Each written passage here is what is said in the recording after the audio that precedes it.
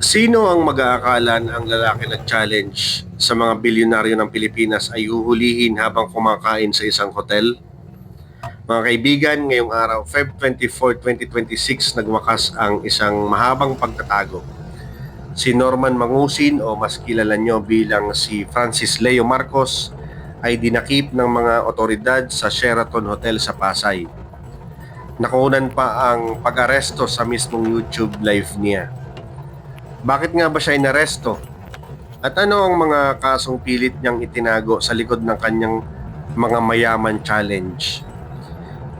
Sa videong ito, hihimayin natin ang katotohanan. Hindi ito chismis, ito ang record ng batas. Simulan natin sa pinaka-basic. Sino ba talaga si Francis Leo Marcos?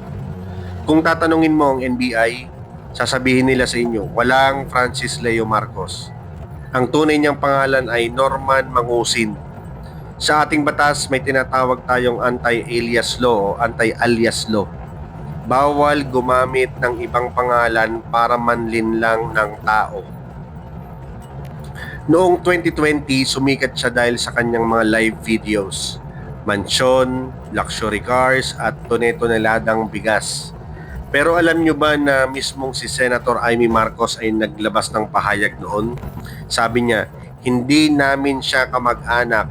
Ginamit lang ni Mangusin ang apelidong Marcos para makakuha ng clout. Pero ang kasikatan na itinayo sa kasinungalingan, madaling gumuho. Ito ang bahagi na hindi niya ikinikwento sa mga vlogs. Noong 2006, naharap si Mangusin sa kasong qualified human trafficking. Mabigat ito, mga kaibigan. Sinasabing may 6 na kababaihan siyang nirecruit para magtrabaho sa Cyprus at Turkey. Pero nauwi pala ito sa masamang gawain, sa pilitang prostitusyon. Marami ang nagsasabing paninira lang daw ito. Pero noong March 2022, ang Court of Appeals mismo ang humarang sa kanyang hiling na makapagpiyansa. Sabi ng korte, masyadong mabigat ang ebidensya laban sa kanya.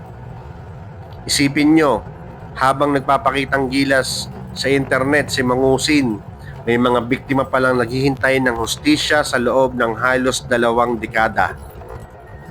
Nitong nakaraang buwan lang, January 19, 2026, pinitik siya ng Korte Suprema. Hinatulan siya ng indirect contempt. Bakit? Dahil ginawa niyang laruan ang ating halalan. Nag-file siya para maging senador. Humingi ng pabor sa Korte Suprema para harangin ang COMELEC. Pero nung nakuha na niya ang atensyon, bigla siyang umatras.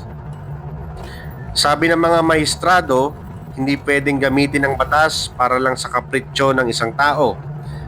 Dahil dito, pinagmulta siya ng 30,000 pesos. Pero higit doon, ipinakita nito na pati ang pinakamataas na hukuman sa bansa ay hindi na natutuwa sa kanyang mga magic trick sa batas.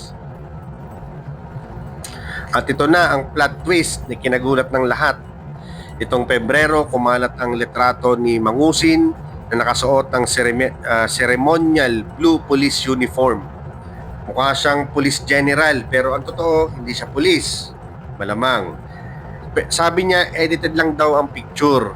Pero ang NAPOLCOM at CIDG ay hindi naniniwala. Sabi nila, pambabastos ito sa uniforme ng ating mga kapulisan. Kaya ngayong hapon, Feb 24, 2026, habang siya ay naka-live sa YouTube na may pamagat na Enjoying a Life of Luxury, pumasok ang mga operatiba ng CIDG, National Capital Region.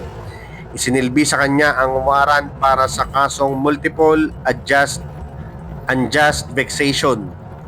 Ayon kay NAPOLCOM Commissioner Rafael Calinisan, ito ay simula pa lang. Iniimbestigahan pa rin ang kanyang mga peking pasaporte at birth certificates. Ang aral dito, hindi lahat ng nakikita nyo sa Facebook o YouTube ay totoo. Ang mayaman challenge ay nauwi sa hustisya challenge. Pagbabayaran na ni Norman Mangusin ang kanyang mga ginawa. Tapos na ang mga pagpapanggap.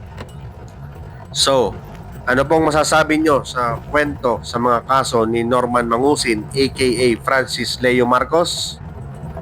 Mag-comment lang po sa baba at huwag kalimutang mag-like at subscribe sa ating channel para sa mga susunod na content. Maraming salamat, hanggang sa muli mga kaibigan.